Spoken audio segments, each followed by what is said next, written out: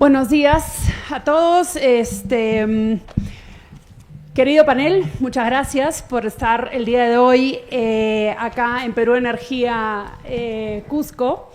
Lo que queremos hacer en el panel, el objetivo del panel de hoy, de este momento, es un poco ver qué experiencias se tienen en la masificación de gas en otras regiones del Perú, del país, y poder ver qué lecciones aprendidas o qué recomendaciones podrían haber para tener una masificación más eficiente y más rápida en la zona de Cusco. Entonces, sin más, para no ir presionando mucho el tiempo, arrancamos con las preguntas. Martín, hace días,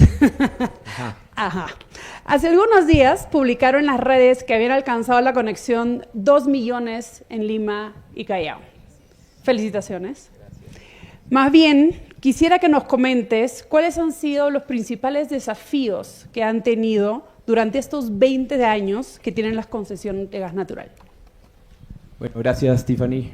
Buenas tardes con todos. Yo creo que para empezar el primer desafío que tuvo la distribuidora fue conectar un cliente residencial. Al principio la gente tenía mucho miedo con el tema del gas. Encontramos una señora en el centro de Lima, la señora Elvira Arroyo de Sierra, que nos permitió entrar a su casa.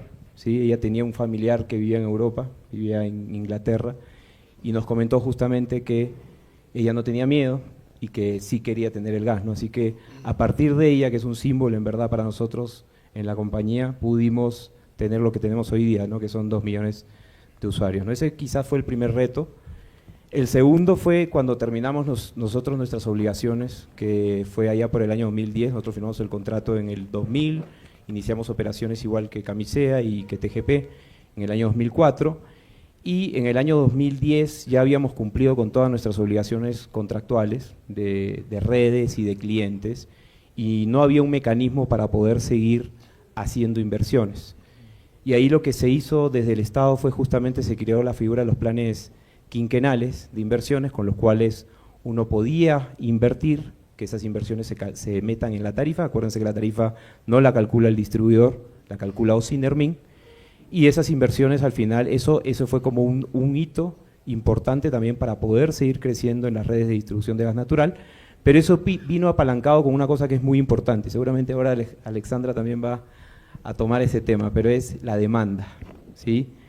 Se hizo unos cambios regulatorios en ese momento para que los generadores eléctricos que estaban en Lima pagasen distribución de gas natural. Hoy día en Lima tenemos 800 millones de pies cúbicos día, de los cuales 500 millones de pies cúbicos día vienen de la generación eléctrica, los otros 300 vienen de la industria, y si yo sumo lo que yo tengo, o sea, en Lima versus lo que tiene Coavi o lo que tiene Contugas, lo mío es inmenso, ¿sí? Y eso es un poco lo que habilita también al proyecto que después les voy a comentar de aquí, de la región, y que habilita otras regiones también del centro-sur del país. Pero esa fue también una de las cosas que bajo la regulación permitió que después tuviésemos la expansión de las redes que hemos tenido. En algún momento también tuvimos un hito importante que fue la entrada del FICE también para las conexiones internas, ¿sí? Cálida hasta el año 2015, 2016 hacía 100.000 conexiones por año domiciliarias, y una de las cosas que era digamos, un cuello de botella era la interna de las casas, sobre todo en la población más vulnerable de la ciudad, en la cual no podían pagar por la interna de la casa. Y ahí el FICE hizo un programa que justamente lo que hizo es viabilizó que nosotros tengamos más de 200.000 conexiones por año domiciliarias. Sí, el año más grande en conexiones domiciliarias ha sido el año 2022 con 250.000 conexiones, pero hoy día, como dice Tiffany, ya tenemos 2 millones de conexiones domiciliarias en Lima y Callao. Cuando uno mira lo que hemos avanzado, tenemos 18.000 kilómetros de redes hoy día en Lima, eso es lo que tenemos hoy día enterrado en Lima, y uno dice, oye, pero ahí se habla por ahí que ustedes no han hecho la masificación, que falta un montón. Sí, bueno, nosotros no estamos en San Isidro, en Miraflores, en San Borja, en Surco, en La Molina, que son los distritos, digamos, de nivel socioeconómico alto, porque es una zona que todavía no hemos podido entrar y se ha dejado para el último, por eso fue el convenio también con el Estado peruano en su momento, y de alguna manera lo que ya hemos hecho, ¿sí?, nos permite decir que ya estamos en redes a más del 85% de redes que pueden ser construibles en Lima y Callao. A nosotros nos faltan unos 3.000 kilómetros para terminar todo Lima, en estos distritos, ¿sí? Y nos falta el norte chico de Lima también, o sea, Huacho, Chancay, la zona del norte, que eso estamos ahorita en pleno estudio de impacto ambiental, que ya tenemos 2 años y medio haciendo el estudio de impacto ambiental de la zona del norte chico. Y después, con eso ya estaríamos terminando nuestro proyecto en Lima, ¿no? Se ha avanzado bastante, pero hay gente que dice que nosotros no hemos hecho nuestra tarea en Lima, nos falta muy poquito para terminar, o sea, lo que nos falta es en los distritos que el crecimiento es en edificios, no en casas, ¿sí? Por eso es que uno dice, oye, falta todavía, pero la verdad que se ha hecho un trabajo extraordinario en estos años y muy, muy, muy de la mano con regulación. Sin regulación, sin permisos, no podemos trabajar, ¿sí? Solamente para darles una idea, el año pasado, nosotros para poder construir más o menos unos 1.500, 1.200 kilómetros de redes que construimos, tuvimos que gestionar 3.000 permisos municipales para poder hacer las redes en Lima y Callao, ¿sí? Y esos son parte de los desafíos que tenemos como distribuidor también. Gracias, Martín. Interesante que el reto haya sido la primera conexión y de ahí el siguiente reto, el poder ir más allá de lo comprometido para la conexión, ¿no? Alexandra, desde su experiencia en la masificación, tanto en Lambayeque, Ancash, Libertad, Cajamarca y Piura, donde operan a través de Coavi, ¿cuáles han sido las principales estrategias técnicas o sociales que han utilizado para generar esa confianza en la población? Como dijo Martín, el primer hito, el primer problema fue generar la confianza de puede usar el gas natural y realmente es beneficioso para nosotros, ¿no? Entonces, si nos podrías comentar un poco y cómo eso podría aplicar un poco para la región de Cusco también. Bueno, primero gracias por la invitación. Sí, efectivamente creo que en realidad en el norte también nos ha pasado un poco lo que también Cálida inició. Cálida, ¿por qué le pasó lo primero? Porque fue la primera concesionaria, entonces tuvo el primer reto también de hacer conocido el gas natural, igual nos pasó a nosotros. También había mucho temor, sobre todo en toda la zona de la concesión de gas del Pacífico, de Coavi. Había mucho temor al principio de utilizarlo, pero eso lo pudimos realmente afrontar y la verdad que nos ha ido muy bien. Yo creo que los principales retos que tenemos hoy, que ya Promigas a través de Coavi cuenta con 355.000 clientes, que son más o menos 1.4 millones de beneficiarios, y que podrían ser mucho más. Nosotros también superamos la meta de la concesión porque apostamos por el país. Es primero el marco regulatorio. Definitivamente, como comentaba también Martín, necesitamos una política de Estado, no de gobierno, que nos permita tener un plan estratégico a mediano o largo plazo. Los inversionistas que vienen acá y los que estamos acá presentes no venimos por 10 o 15 años, venimos bastante más. Nuestros contratos son, bueno, el de Coavi es el más pequeño, que es de 21 años, pero uno tiene una proyección a largo plazo.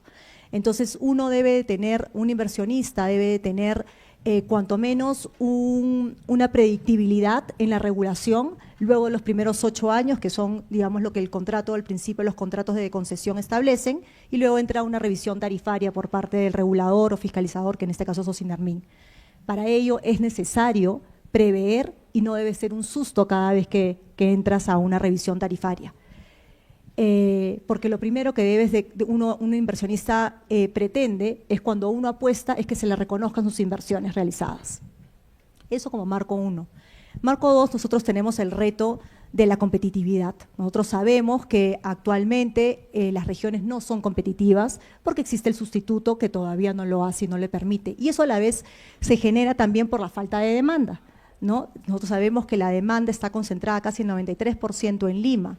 Y eso hace, nuevamente, que usuarios que están en las regiones puedan llegar a pagar hasta el doble de lo que se paga en Lima. Entonces, yo he sido bastante reiterativa en los últimos años, las personas que pueden haber venido a estas conferencias y en las que yo he participado. Promigas era muy creyente de un proyecto de ley que lo lanzó en el 2021 el mismo Estado, el mismo gobierno, el Ministerio de Energía y Minas, que era la tarifa nivelada. Nuevamente, ¿qué es lo que busca la tarifa nivelada? Era que todos en todas las categorías de los usuarios regulados puedan pagar una misma tarifa, estés donde estés ubicado en todo el Perú. Como les comentaba, hay situaciones, hay casos que dependiendo de la categoría en la que estés, ya sea residencial, comercios o industrias, puedes pagar hasta el doble de lo que paga un usuario en Lima.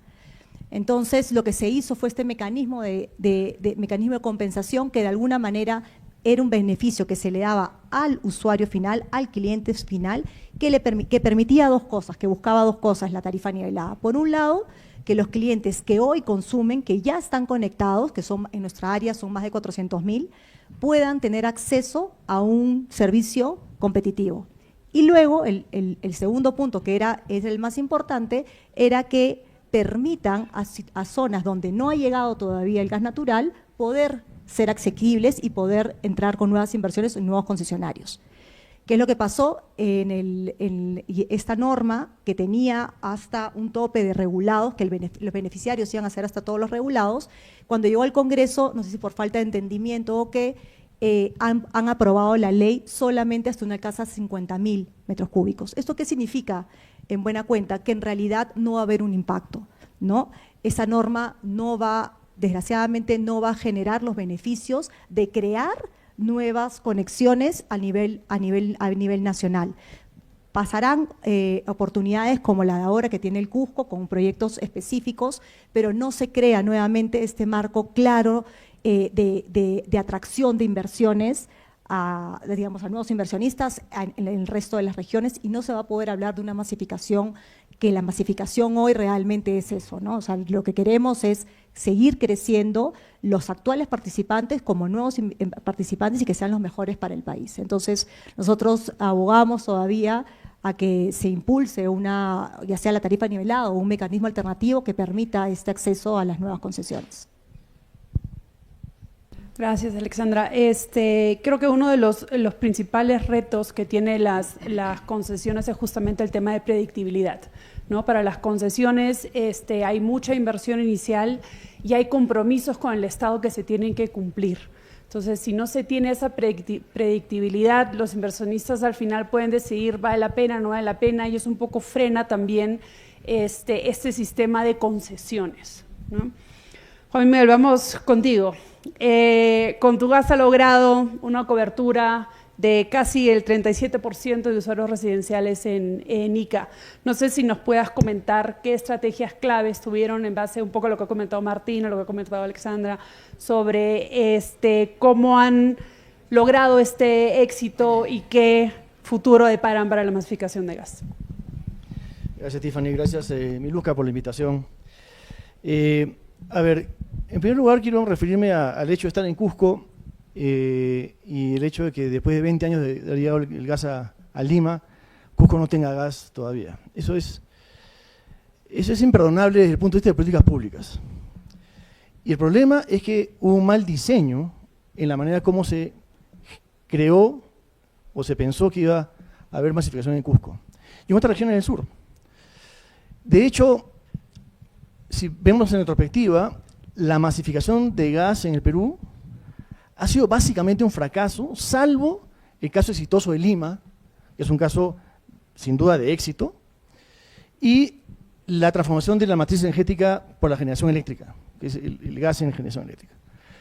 Pero el hecho de que haya fracasado en 2 oportunidades la subasta, el concurso de 7 regiones, llevado a cabo por Primversión en el pasado, el caso de Naturgy, que entregó finalmente la concesión, nos llevan a pensar que hay un problema de diseño, y es que el único modelo de masificación que ha funcionado en este país es el modelo en el cual hay industrias ancla que permiten que haya un subsidio cruzado, digamos, de los grandes consumidores de gas hacia el pequeño consumidor residencial comercial.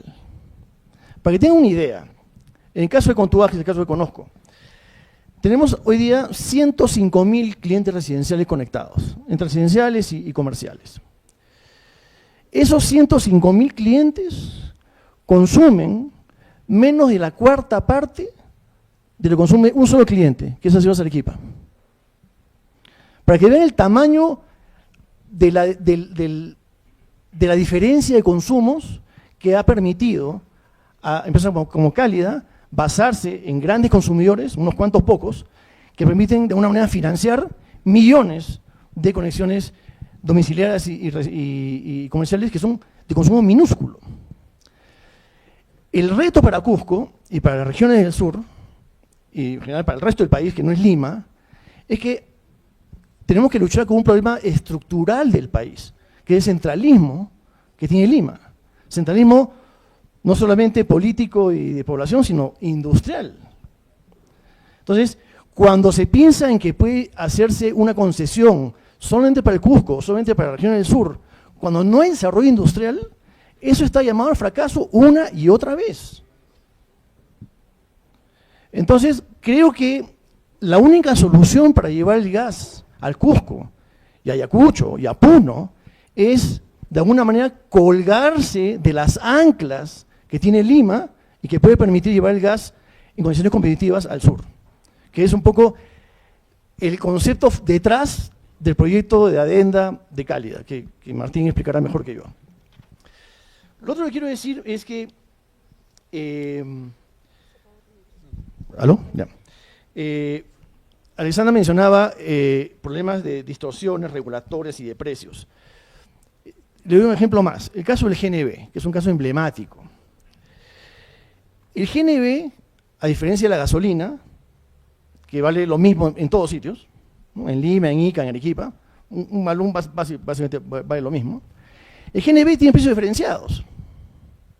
Entonces, por ejemplo, en Ica, el GNB vale 30% más que en Lima.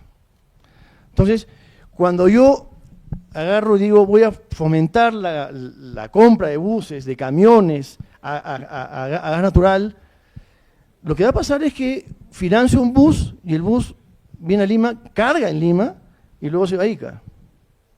Entonces, ese proyecto de norma de nivelación de tarifas justamente apuntaba a reducir esa distorsión, a eliminar esa distorsión y hacer viable que el GNB compita en igualdad de condiciones en todo el país. Lamentablemente se perdió la oportunidad por populismo, por falta de conocimiento técnico en el Congreso.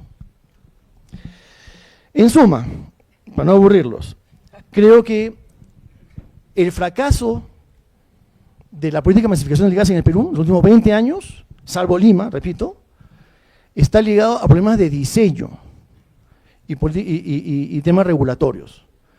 Eric ha sido bien crítico de justamente, apuntaba 4 o 5 temas claves que hay que corregir para realmente propender a una masificación exitosa. Ojalá las autoridades, estas y futuras, chapen el guante y hagan las modificaciones que permitan, por fin, una masificación exitosa, porque es una política de Estado absolutamente fundamental para el Perú. Gracias. Gracias.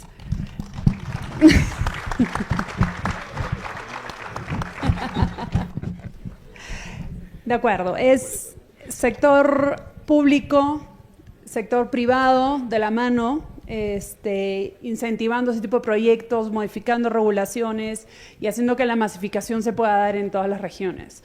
Ahora, Martín, regresando un poco al proyecto que han mencionado, así un poco en tentempié y dejándote la cancha para que nos cuentes.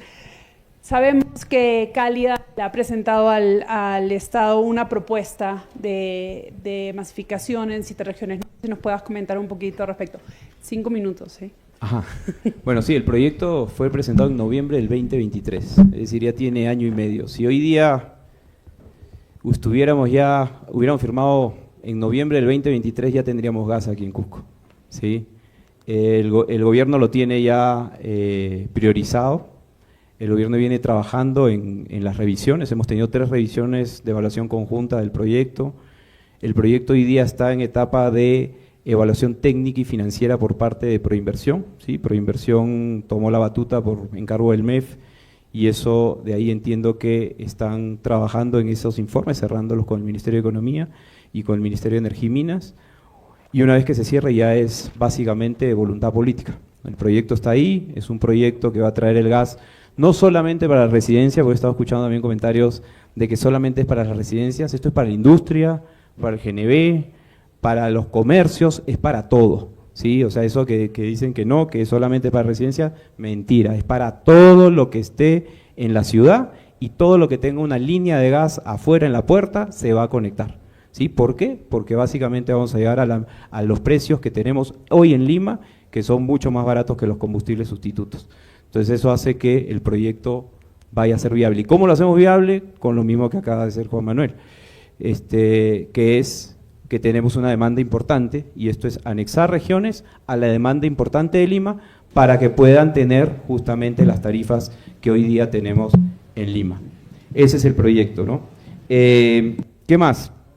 Bueno, ahí una de las cosas que también he escuchado en estas reuniones bastante es el tema del ducto, ¿sí? El ducto o virtual, porque el proyecto que nosotros hemos puesto es virtual, pero ¿virtual hasta cuándo? Hasta que lleguen los ductos. Por ejemplo, ¿no? Yo me acuerdo en el año 2004, ¿no? Qué pena que no esté la viceministra acá, Iris Cárdenas, pero ella nos contó una anécdota que el ministro de ese entonces, que estaba en Camisea, que era Jaime Quijandría, le preguntó, oye, ya está construido el ducto de TGP, ¿y ahora qué vamos a hacer para cruzar la gran ciudad de Lima? Y la viceministra le dijo, ya está, ya se hizo en paralelo a que se hizo el ducto, ya se hizo la infraestructura de redes en la ciudad, ¿sí? Porque no solamente basta un ducto, el ducto alcanza hasta la puerta de la ciudad el gas, pero después hay que tener un distribuidor que se encargue de ¿qué? De tender las redes en las calles, que eso es lo que hacemos nosotros y lo que comentaba de los permisos que tenemos que sacar, que se encargue también de el mantenimiento, de los equipos de emergencia, de la lectura del recibo, de la cobranza, todo eso es el trabajo del distribuidor. Y con el ducto no alcanza si no están las redes de plástico, de polietileno, vamos a decir, en las calles, para poder abastecer las casas, los comercios, las industrias y todos los que haya que abastecer, ¿no? Pero ese es el trabajo nuestro, y nosotros ojalá que podamos traer el gas al Cusco y a las otras 6 regiones. El proyecto es más grande que el proyecto que se licitó en su momento, ¿sí? Es un compromiso inicial, ¿sí? Nosotros en el dibujo podríamos hacer más de 500.000 conexiones en las regiones, ¿sí? Que eso es lo que tenemos hoy día dibujado, pero el proyecto tiene un compromiso inicial que es de 160.000 conexiones. El proyecto de 7 regiones tenía 115.000, si se acuerdan, tenía 14 localidades, este tiene 15 localidades, y es un proyecto que, como digo, es el compromiso inicial que está en el contrato, pero nuestra obligación es seguir llevando gas cuando extendamos las redes y presentemos nuestros planes quinquenales. Ahí lo importante va a ser el arranque, porque el arranque se necesita también para que no quiero que los engañe nadie, ¿sí? El arranque es, primero, permisos. Se compra un terreno para hacer las regasificadoras, en caso de que sea regasificadora, y city gates, que hay 2 ciudades que tienen ya un ducto que se les va a poner un city gate. Después de eso se tiene que sacar los permisos, ¿sí? Esos permisos dependen de los gobiernos regionales, de las alcaldías. Una vez que se termine la planta, que la planta podría estar terminada en año y medio, se construyen paralelo las tuberías y más o menos en 2 años desde que se inició la adenda ya empiezan a tener gas natural domiciliario en las casas, en las industrias, en los comercios y en los GNBs, ¿sí? en las estaciones de servicio. Ese es el proyecto. Está ahí, ojalá que salga. Yo creo que es bueno para todos, es bueno para el Estado, es bueno para las regiones, es bueno para la empresa, ¿sí? Ese es el componente. Si los 3 estamos bien, las cosas salen bien. Y yo creo que ese es el desafío. El desafío va a ser construir las redes en estas ciudades, y estamos dispuestos a hacerlo, y creo que tenemos toda la experiencia para poder realizarlo. Gracias, Martín. Aplausos, por favor. Uno de los hitos que se estuvo comentando en los paneles anteriores era el tema de permisología, el tema de regulación, ¿no? Entonces, como ha comentado Martín, para que el proyecto de regiones sea viable, se va a necesitar que haya un compromiso de las autoridades locales, regionales, municipales de efectivamente llevar adelante el proyecto de masificación de gas. Alexandra, regresando un poco a la experiencia que tienen ustedes, no tanto en Perú, sino más bien en Colombia, en el contexto internacional. Se ha mencionado un poco que tal vez el modelo que hemos seguido de masificación de gas acá en Perú no ha sido el mejor o el ideal que hemos podido tener para el país. ¿Qué podrías comentarlos un poco, haciendo un símil con lo que se ha estado trabajando en Colombia y qué lecciones aprendidas podríamos tener para acá.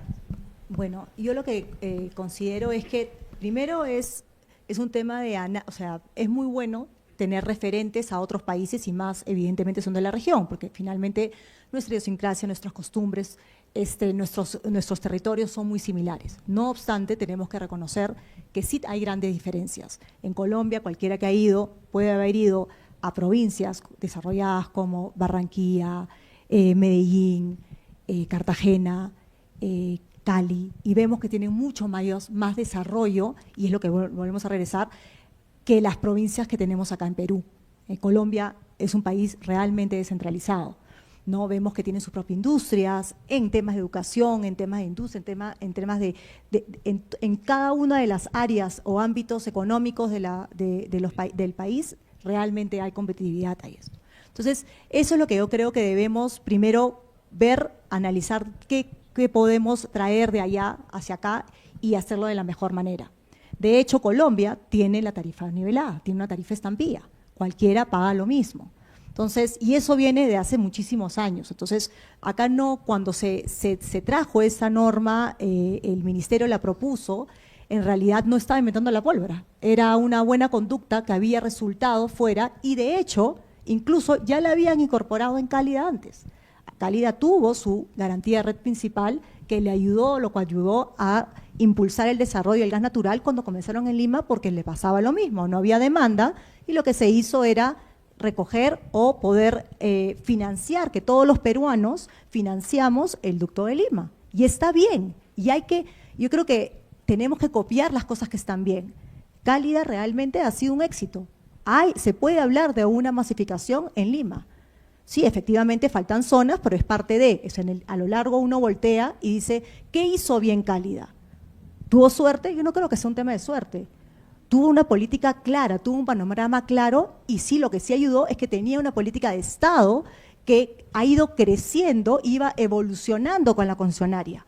Se identificaban ciertos errores y se trataban de trabajar de manera coadyuvando, ¿no? de manera conjunta. Entonces creo que eso es lo primero.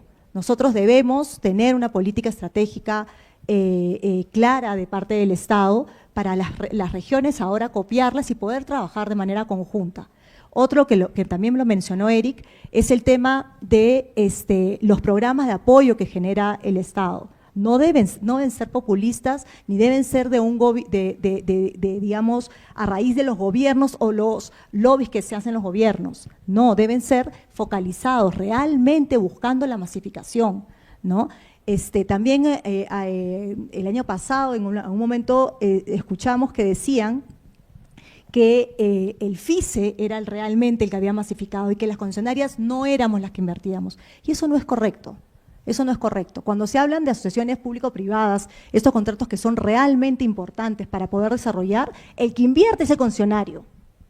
El que hace acá las inversiones es el concesionario. El gobierno lo que hace es darte justamente ese impulso, ese marco regulatorio para que tú te puedas desarrollar. Pero acá las inversiones vienen del privado. Entonces, nuevamente, regresamos a lo mismo, es cómo hacemos para que esto se impulse, tener una política clara, tener inversiones, para traer inversiones, que es lo mínimo que un inversionista va a querer venir, es tener la recuperación de sus inversiones. Y algo que también mencionabas es el tema de la permisología. Nosotros, cuando estuvimos en el norte, las primeras, digamos, barreras que teníamos era que los TUPAs, que son los permisos que te dan las alcaldías, no estaban o no contenían el tema del gas natural.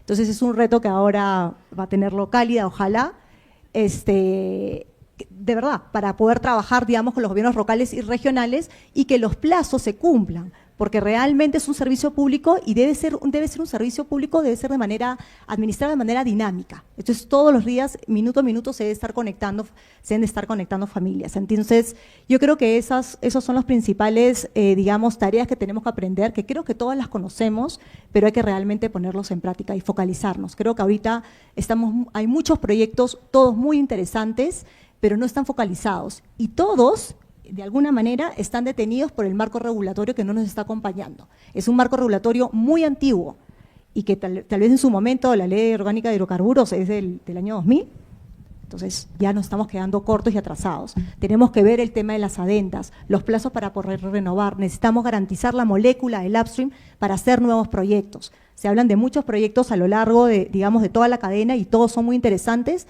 pero necesitamos el impulso ahí normativo. Gracias. Gracias, Alexandra. La verdad es que este panel da para muchísimo más. Un ratito. Este panel da para muchísimo más. Tengo 8 minutos, creo que me puedo robar unos 10 si es que mi Luzca no me apaga el micro. Te damos unos minutos, pero de ahí Gracias, me toca hacer la gracias. pregunta de Juan Manuel. Sí. No, ahí un tema importante, porque creo que linkeándolo con lo que acaba de decir Alexandra, el tema de los permisos. Hace unos días encontré en las redes un comentario de unas personas que decían que en Lima no se ha masificado porque Calia no ha hecho los cerros de Lima, ¿sí? Y quiero, ahí está, bueno, ahí lo tengo a Camilo de Alfaco, ¿sí? Ahí sentado, que nos ha ayudado justamente a hacer un proyecto en los cerros de Lima. En los cerros de Lima, la problemática que tenemos es que no hay distancias de seguridad, ¿sí? Las distancias de seguridad que te exige la norma es que haya 1 metro de distancia entre la vivienda y la red y que tengamos que enterrar la tubería a 60 centímetros, ¿sí? Y esas condiciones, hay más o menos unas 350.000 familias en los cerros de Lima, que nosotros en el año 2021 presentamos una iniciativa, los INERMIN, ¿sí?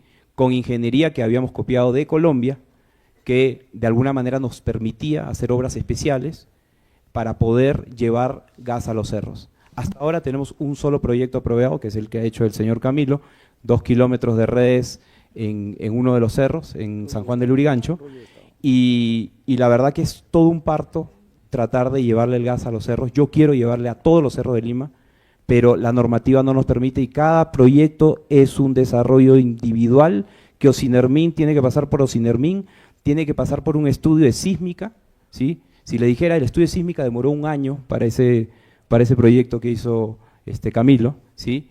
Y en verdad el estudio decía que la tubería iba a resistir con las resistencias mecánicas que estábamos poniendo, pero las casas se iban a caer, ¿sí? Eso es lo que decía el estudio, ¿sí? Y nosotros sabíamos que el estudio iba a ser así, pero nosotros queremos llevarles el gas a la gente, no es que no queremos, ¿sí? O sea, que les digan que no ha masificado porque no ha llevado a los cerros, mentira, nosotros queremos llevar a los cerros, pero la normativa no nos los permite.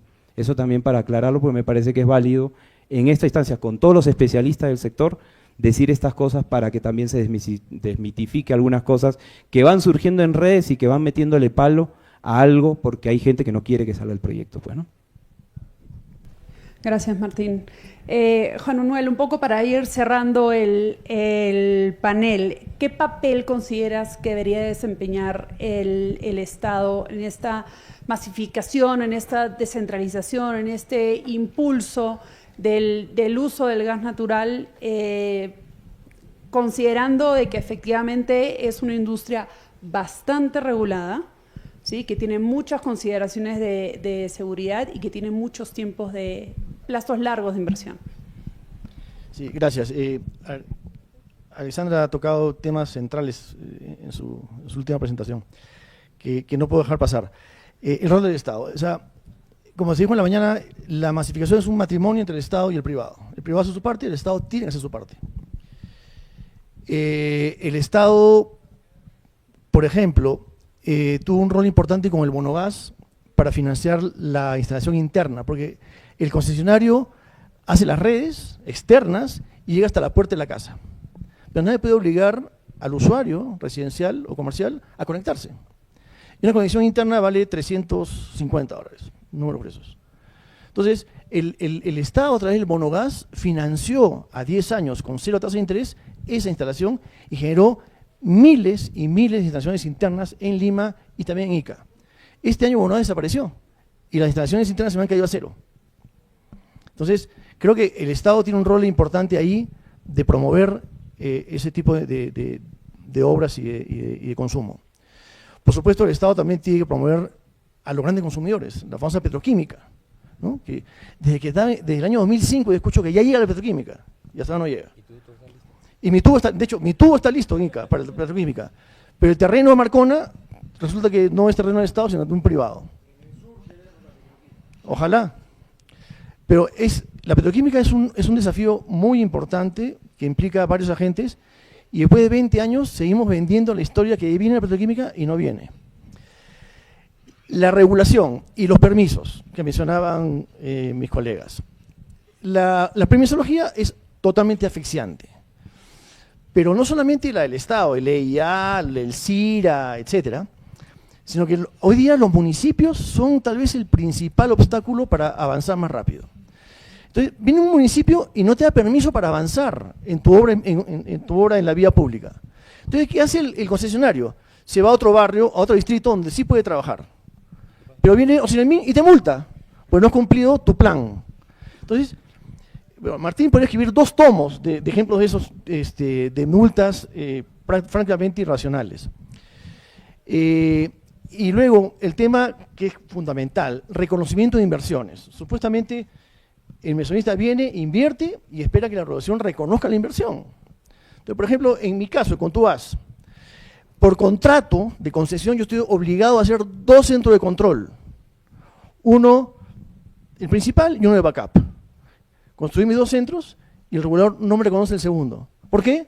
¿Por qué no? Es una obligación contractual. Eficiencia, seguridad. Y esa, por supuesto, eficiencia, seguridad, etc. Bueno. Tengo en la zona de Ica, la pesca es una actividad central y la pesca es estacional. Entonces, yo tengo que construir la red para atender el pico de demanda, ¿no? Que algunos meses del año la demanda sube de 25 que es mi promedio a 35 o 40. Entonces, la red está construida para el pico, no para el promedio. Pero viene el regulador y me dice, no, yo reconozco el promedio, no el pico. Eso no tiene ningún sentido regulatorio. ¿Por qué? Porque sí.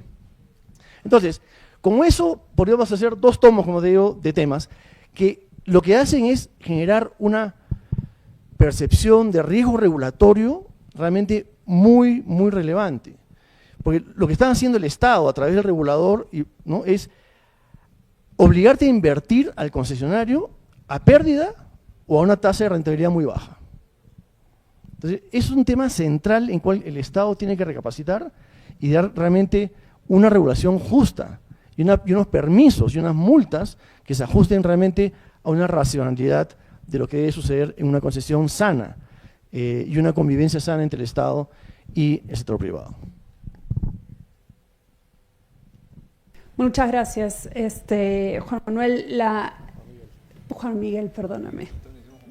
Lo cambió el nombre a todos, es el Soroche. No es fácil el tema de la masificación, ¿sí? No es fácil desde el punto de vista técnico, desde el punto de vista de permisología. Nos falta una estrategia a nivel país, ver qué es lo que se quiere con el tema de masificación. Tenemos acá 3 empresas que están luchando por la masificación de gas. Están buscando descentralizar el desarrollo del país. El llegar con un energético barato va a lograr que se desarrollen mayores industrias en las regiones y eso es buenas noticias para todos, ¿sí? No solo las industrias van a traer que haya gas natural en los hogares, como mencionó Eric, van a haber muchísimas virtudes. Aprendamos de estas experiencias, de estas lecciones aprendidas.